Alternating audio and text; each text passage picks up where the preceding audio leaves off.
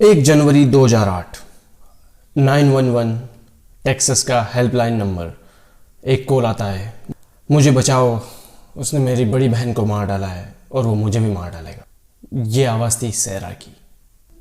तो दोस्तों, आज की कहानी है एक ऐसे क्रिमिनल की जो एक बाप भी है, एक पति भी है।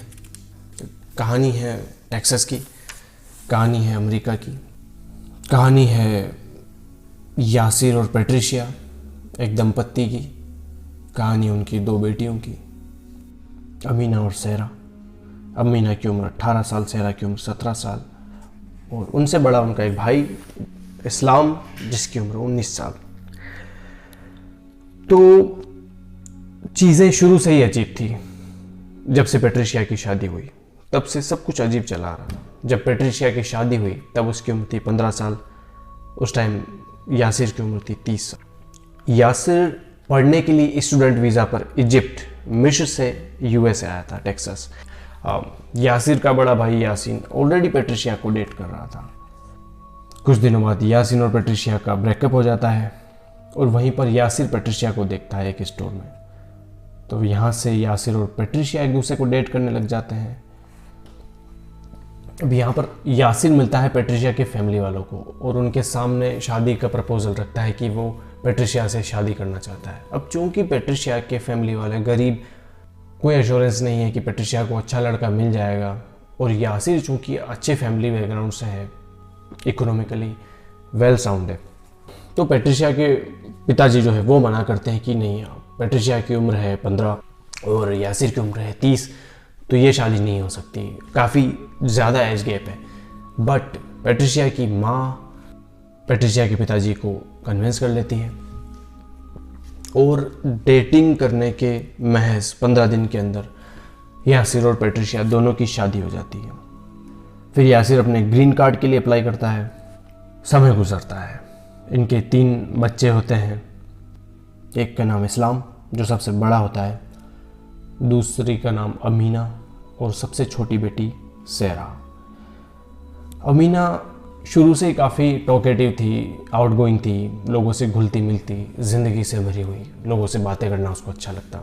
दूसरी तरफ सैरा काफ़ी स्टूडियस थी, पढ़ने में अच्छी, वो डॉक्टर बनना चाहती थी, उसके काफ़ी बड़े सपने थे। धीरे धीरे बड़े होते हैं। अमीना ताइक्वांडो क्लासेस ज्वाइन करती है। ताइक्वांडो एक मार्शल आर्ट का फॉर्म होता है। अमीना ज्वाइन करती है, सैरा ज्वाइन करती है और उनका पीछे पीछे उनका भाई इस्लाम भी ज्वाइन करता है। सैरा और इस्लाम को इसमें कुछ ज़्यादा मज़ा आता नहीं, लेकिन अमीना इसको काफ़ी एंजॉय करती है। अब इन दोनों लड़कियों के घर से बिल्कुल पाबंदी थी कि ये बॉयफ्रेंड नहीं रख सकते, काफ़ी कंजर्वेटिव टाइप फैमिली थी। फिर भी दोनों लड़कियों के बॉयफ्रेंड थे। एक दिन अमीना का बॉयफ्रेंड था, वो है जोसेफ मोरिनो।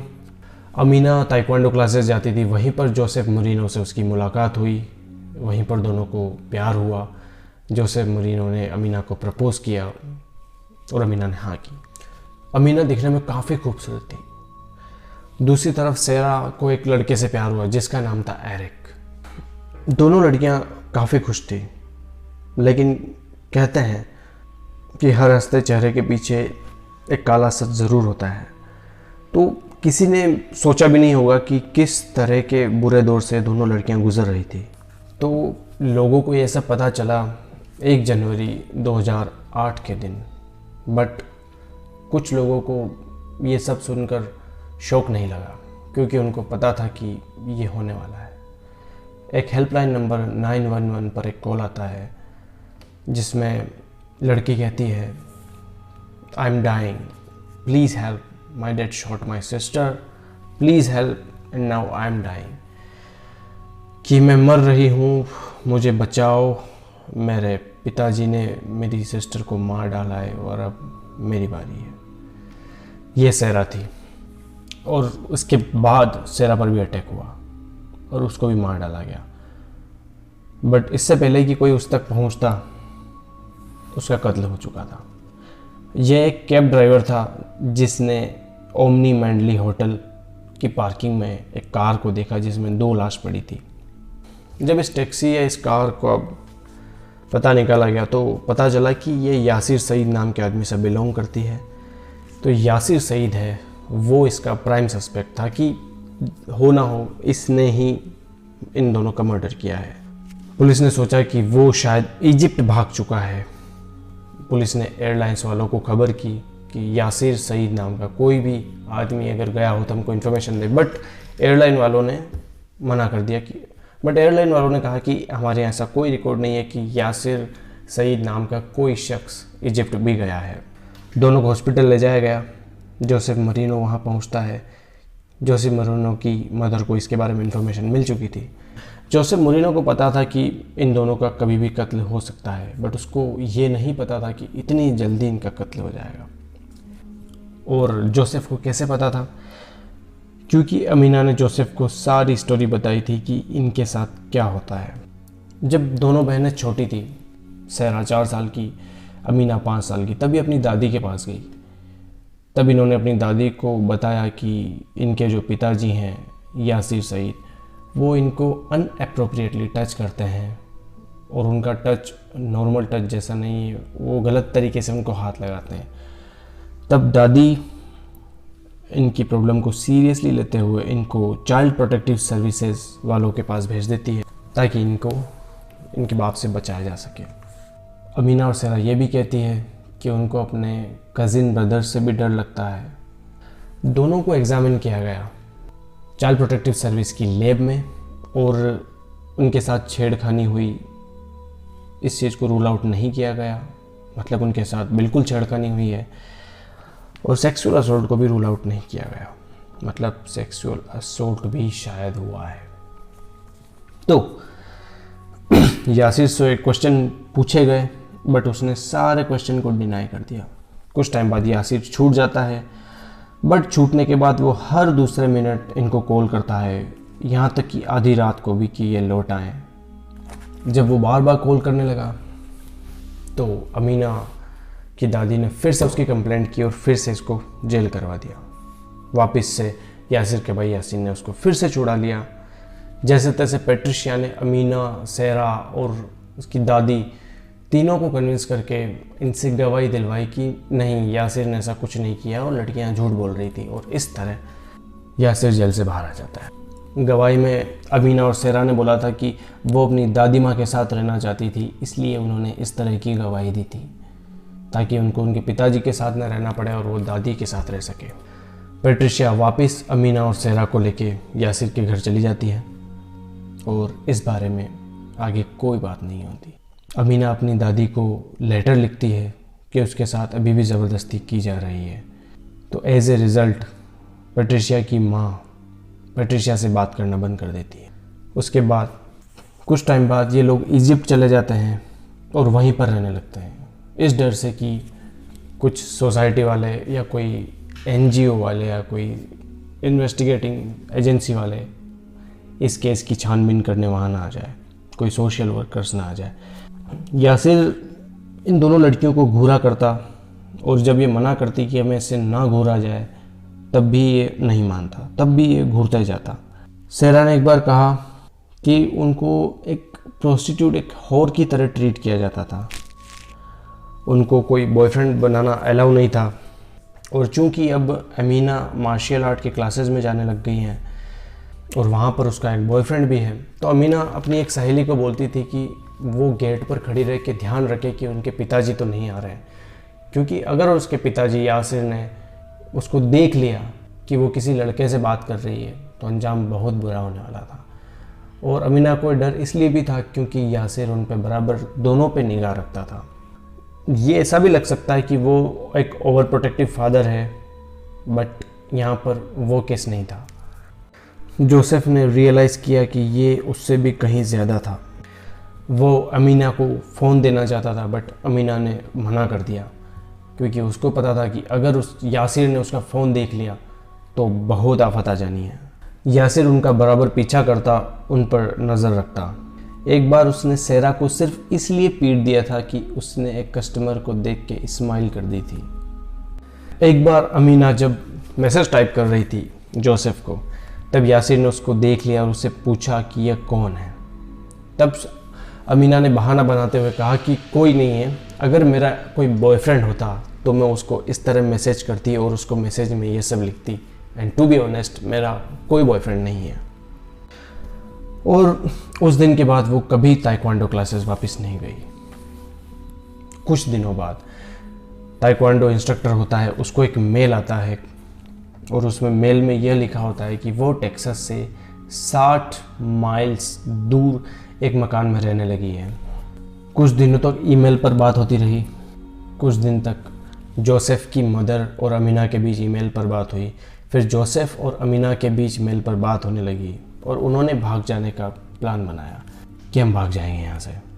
दोनों ने एक दूसरे को अपना कमिटमेंट दिखाने के लिए प्लास्टिक की रिंग भी दी, प्लास्टिक की अंगूठी दी थी।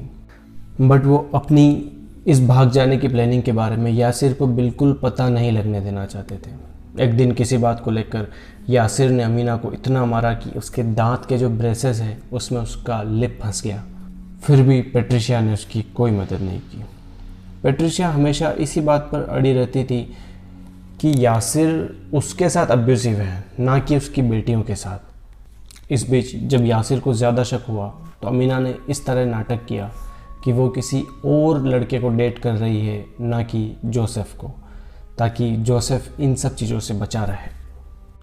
अब जोसेफ ने कंपनी में काम करना शुरू किया ताकि वो कुछ पैसे बचा सके और अमीना को साथ में ले जा सके। अब यासिर ये चाहता था कि अमीना और सहरा को बेचकर किसी तरह से पैसे कमा लिए जाएं। तो वो इजिप्ट में अपने रिश्तेदारों के थ्रू कोई ऐसे लड़के जो कि अमीना और सहरा से उम्र में 2 गुने 3 गुने हों और अच्छा खासा दाम दे सके, ऐसे दूल्हे ढूंढने के लिए बोलने लगा। ऐसी कोशिश वो पहले भी कर चुका था जब अमीना सिर्फ 16 साल की थी, बट उस टाइम ये ना हो सका।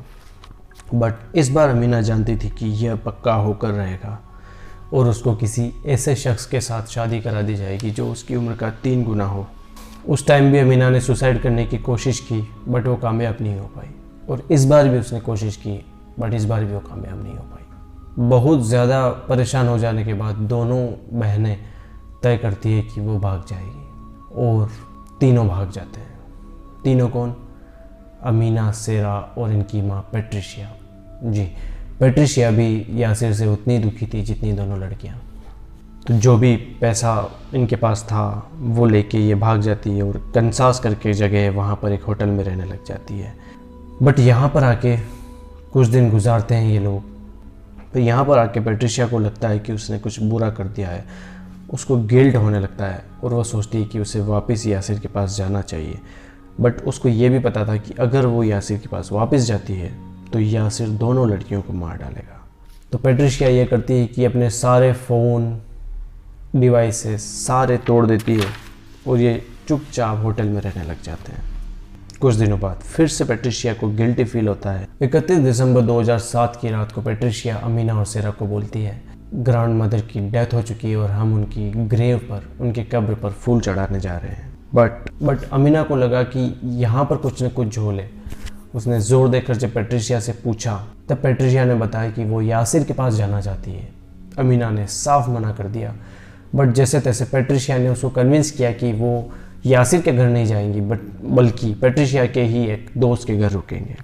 पेट्रिशिया ने उनको ये भी कन्विंस कर लिया कि यासिर ने उनको माफ़ कर दिया है और वो उन दोनों को डिनर पर ले जाना चाहता है। दोनों सिस्टर एग्री करती है और उसके साथ चल देती है। यासिर पेट्रिशिया को घर पर ही रख देता है और उन दोनों को डिनर पर लेके जाता है। बीच रास्ते में ओमनी मैंडली होटल की पार्किंग में वो गाड़ी रोकता है और गाड़ी से बाहर निकलता है। अमीना और सेरा को कुछ समझ में नहीं आता है क्योंकि यह इलाका बिल्कुल सुनसान था। ना ही यहाँ पर कोई डिनर करने के लिए कोई रेस्टोरेंट था और ना ही कोई लोग दिखाई दे रहे थे। यासिर अपनी गन निकालता है और अमीना को मल्टीपल टाइम्स गोली मारता है। सेरा देख के घबरा जाती है और 911 पर कॉल करती है कि प्लीज़ हमारी हेल्प करो, उसने मेरी बहन को मार दिया है और अब वो मुझे मारने जा रहा है। और जब तक वो ये बात ख़त्म करती तब तक गोली सेरा के ऊपर भी चल चुकी थी और सेरा मर चुकी थी। उन दोनों बहनों को गोली मारने के बाद यासिर वहाँ से भाग जाता है। वहाँ पर एक कैब ड्राइवर पहुँचता है और दोनों लाशों को देखकर 911 पे वो भी कॉल करता है कि यहाँ पर 2 लाश मिली है उसे पुलिस और इन्वेस्टिगेटिंग टीम वहाँ पर पहुँचती है, बट तब तक सैडली यासिर वहाँ से भाग चुका था। पुलिस यासिर की तलाश करती है, बट वो कहीं नहीं मिलता। फिर पुलिस एयरलाइंस वालों को कांटेक्ट करती है कि हो सकता है यासिर सईद इजिप्ट भाग चुका हो ये क्राइम कमिट करने के बाद, बट एयरलाइंस वालों के पास भी इसका कोई रिकॉर्ड नहीं मिलता। इसका मतलब साफ है कि यासिर अभी इजिप्ट नहीं गया है, वो यूएसए के टेक्सास के आसपास ही है। बट सैडली उसके बाद यासिर कभी नहीं ढूंढा जा सका।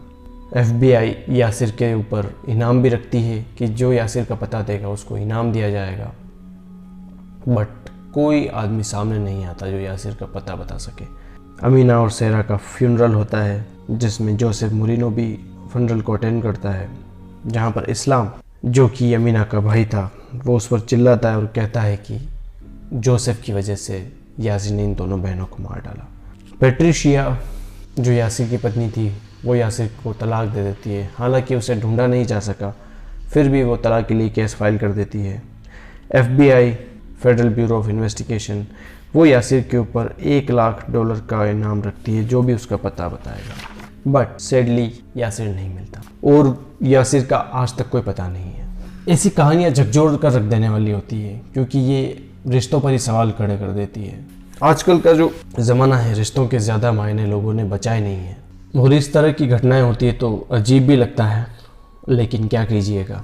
और ये सिर्फ कोई कहानी नहीं है, हकीकत है, सच्चाई है, और जो कुछ भी है रिकॉर्ड पर है। और सुनने में बुरा लगता है, बट सच यही है। तो मिलते हैं फिर किसी अगली कहानी में किसी और दिन। तब तक के लिए गुड बाय, शुक्रिया।